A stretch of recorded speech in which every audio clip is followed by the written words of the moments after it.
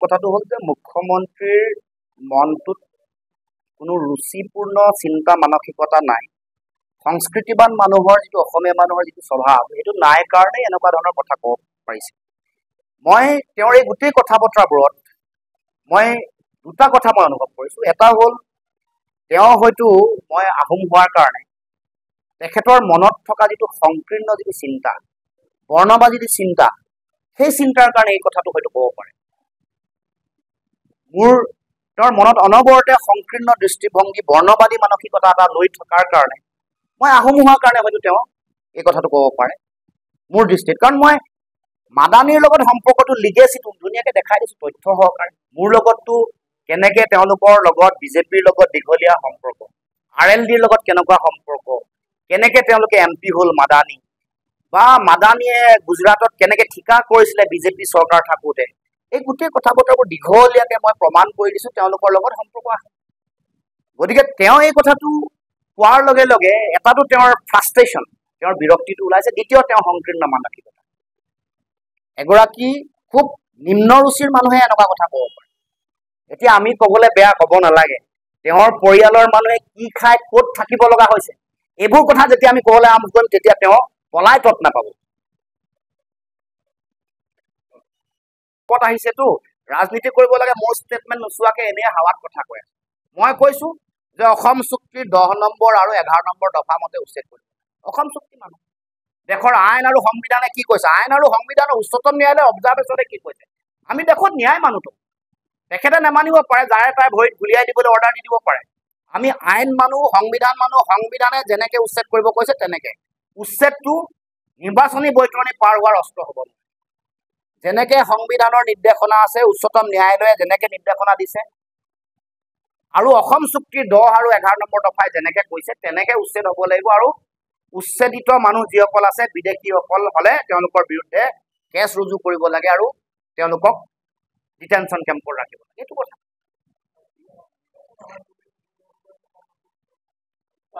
আমিতো চক, আমি অকল গগৈয়ে নহয়, যিমান শইকীয়া, বৰা, কলিতা, কুৰ্মী, ৰাভা, দেউৰী, বড়ো, তিৱা, শৰ্মা, বৰঠাকুৰ, বসুমতাৰী, আলি, সকলোৰে কথা কৈছে। সকলোৱে মিলি বিজেপিক উৎখাত কৰিব লাগিব। মুখ্যমন্ত্ৰী হিমন্ত বিশ্ব শৰ্মাৰ সাম্প্ৰদায়িকতাৰ জালখন ফালিব লাগিব আৰু উৎখাত কৰিব লাগিব।